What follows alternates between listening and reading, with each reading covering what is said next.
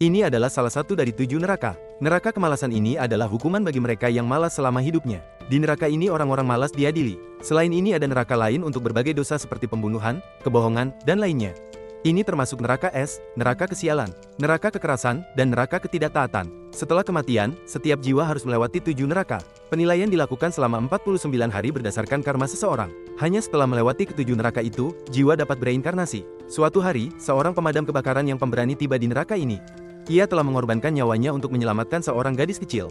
Ketika para utusan neraka mengetahui siapa dia, mereka merasa gembira. Jiwa yang semulia dia sangat langka di neraka. Terakhir kali seseorang seperti itu datang adalah 400 tahun yang lalu. Tugas para utusan adalah membimbing jiwa-jiwa seperti ini menuju keadilan dengan aman. Mereka mengira semuanya akan berjalan lancar. Tetapi ketika mereka masuk, mereka terkejut. Mereka telah masuk ke neraka penghakiman atas pembunuhan, di mana kejahatan dari yang kecil hingga besar diadili. Bahkan pembunuhan dianggap sebagai kejahatan ringan di sana. Para utusan tercengang. Bagaimana mungkin seorang pahlawan melakukan pembunuhan? Bahkan pria itu pun bingung. Ia merasa tidak pernah menyakiti siapapun. Kemudian penguasa neraka menjelaskan bahwa bahkan kematian tidak langsung pun dianggap sebagai pembunuhan. Itulah yang biasa disebut karma. Tiba-tiba tanah di bawah pria itu terbuka.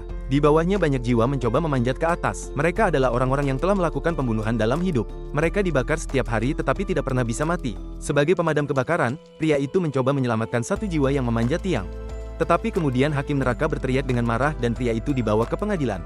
Mereka bertanya, mengapa kamu meninggalkan rekanmu saat misi penyelamatan yang menyebabkan kematiannya?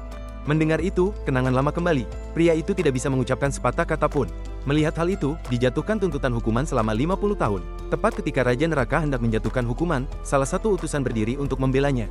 Ia menjelaskan bahwa pria itu tidak bisa menyelamatkan rekannya karena kakinya terjepit di bawah batu yang sangat berat.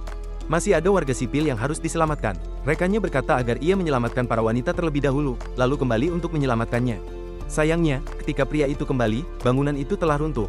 Rekannya tewas tertimpa puing-puing. Setelah mendengar semuanya, Raja Neraka menyatakan bahwa pria itu tidak bersalah atas semua tuduhan pembunuhan.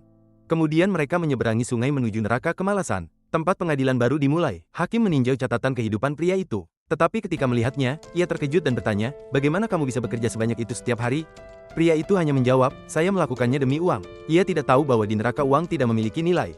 Raja membenci orang-orang yang terobsesi dengan uang. Ia menganggap mereka tidak layak dikasihani. Ia memerintahkan agar pria itu diikat ke rakit. Di bawah air terjun terdapat roda raksasa tempat orang-orang malas dipaksa untuk berlari. Bahkan istirahat sejenak dapat menghancurkan mereka. Jika mereka melompat ke air, ikan-ikan akan memakannya. Saat pria itu mendekati air terjun, sang utusan melompat dan memegang rakit.